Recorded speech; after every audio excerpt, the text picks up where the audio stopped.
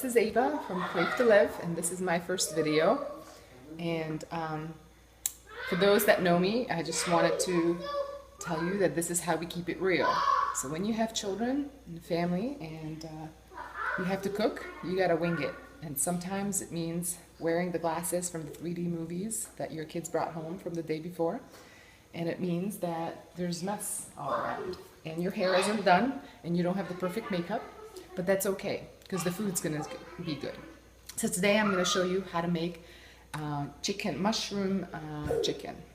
So I got the chicken, and as a tip, if you defrost the chicken, it's best to start cutting it while it's still half frozen. It's much easier to deal with. So I'm just gonna cut this up quickly and then show you the rest of the recipe. So as a second step, I mixed up my marinade sauce that's gonna go into the Instant Pot together with my chicken. So I cut up one whole onion. I cut up about 4 or 5 cloves of garlic. I also added some dehydrated mushrooms that I found in my pantry from about a year ago when we were still in Bulgaria. Then I added some mustard, yellow mustard and Dijon mustard. I added some coconut aminos, which is similar to soy sauce without the soy.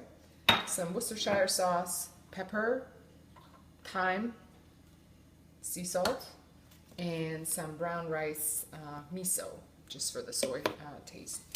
And because the mushrooms needed to be reconstructed, I added some extra virgin olive oil. And now that it's getting a little softer, I'm just going to let it sit a little bit while I'm finishing cutting up my chicken. After I've chopped up my chicken, which was still half frozen, and I mixed up my marinade / sauce, mushroom sauce, I'm going to just throw it together in my Instant Pot. And the Instant Pot is the machine that I highly recommend anybody to get if you want to cook healthy and also want to make it easy and simple. It used to be my favorite appliance, used to be my slow cooker, until I find the Instant Pot, which is the combination of the two.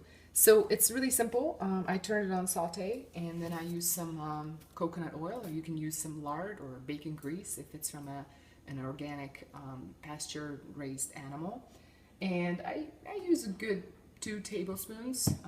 These are healthy oils, so they are always good to include in the meals. And I just throw in my chicken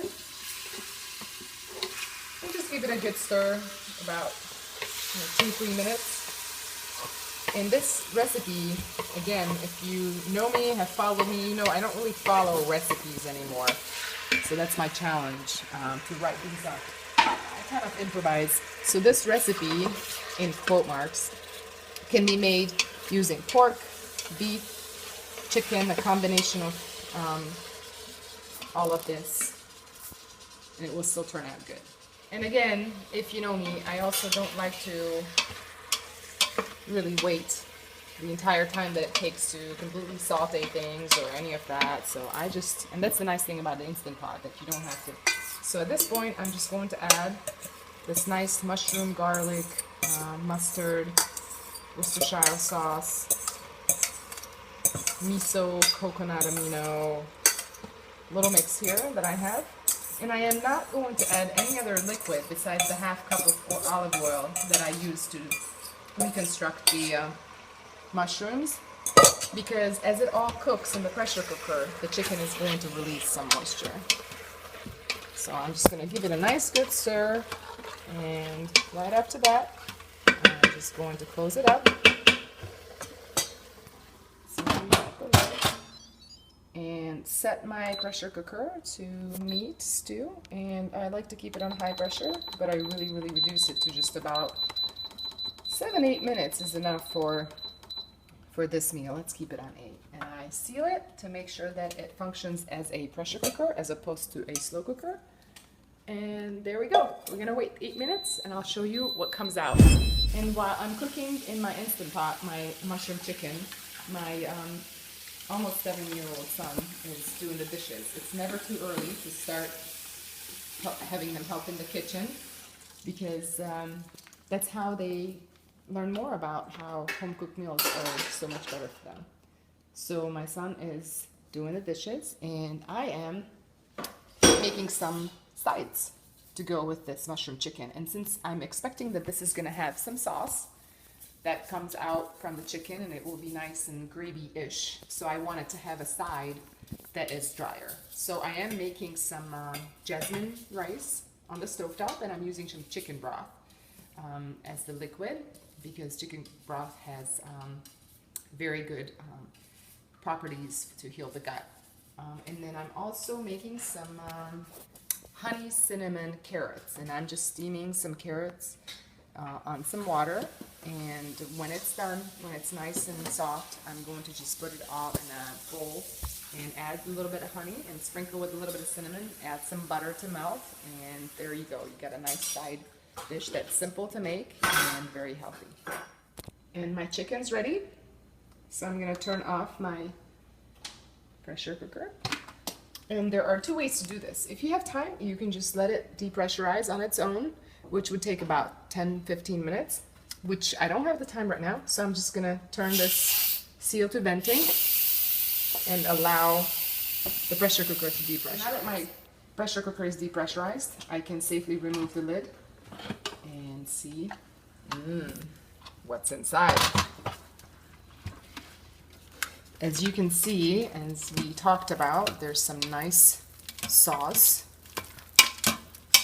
And I am going to go ahead and transfer this to a glass bowl, Pyrex bowl, and put the lid on that bowl just to let it cook a little bit longer again underneath. It's really hot, so you have to be very careful when you do this. So just transfer this. And since we're not having this for lunch, I made this ahead of time. I'm just going to let it cool a little bit, and then I'm going to transfer it to the fridge and take it out and reheat on the stovetop when we're ready to have this meal. While my chicken was cooking, my rice finished up also, so I'm transferring the rice. And as I said, I used chicken broth with the rice, but I'm also going to add a slice of butter while it's still hot and let it melt, just to make the flavor better, but also to include adding a slice of butter to the rice and just letting it melt. I'm probably going to add some seasoning to it, which actually I'll do it right now. This is going to be the Mrs. Dash seasoning, because I wanted a little bit of herbal flavor to this that complements my mustard chicken. And I'll just let this stand and melt. While the chicken was cooking and the rice was cooking, the carrots are also steamed. So I am going to remove the carrots. And again, this is hot, the insert. So I'll do it with the towel and transfer it into my prepared Pyrex bowl to add my butter, my honey, and the cinnamon. Out of the butter, I just mix it a little bit so that the butter melts, and then I add my cinnamon, a little bit of clove, a little bit of ginger, allspice. Those are all great spices to go with this carrot, and just some raw honey, very little, just for the flavor. Mix it all up, and it's all done. This altogether took about 30 minutes from preparation all the way to the end to prepare, and we have about 2 meals worth of food here. So it's really not hard to keep it real and simple, and we ended up with a gluten-free mushroom mustard pork with rice and honey cinnamon carrots. This can be easily altered to a dairy-free version if you opt to use coconut oil or lard instead of butter to go with all of this meal. And if you want to keep it completely grain-free, then you can substitute the rice with cauliflower rice or any other vegetable that you like. We're probably going to add a nice fresh salad to it, and we have a wholesome, nice, healthy, and nutritious meal. So stay tuned. We're going to do more videos, and I want to thank my 10-year-old daughter, who was the producer of this video, and my 7-year-old son, who was the master helper in the kitchen. So stay happy and healthy, and hello from us.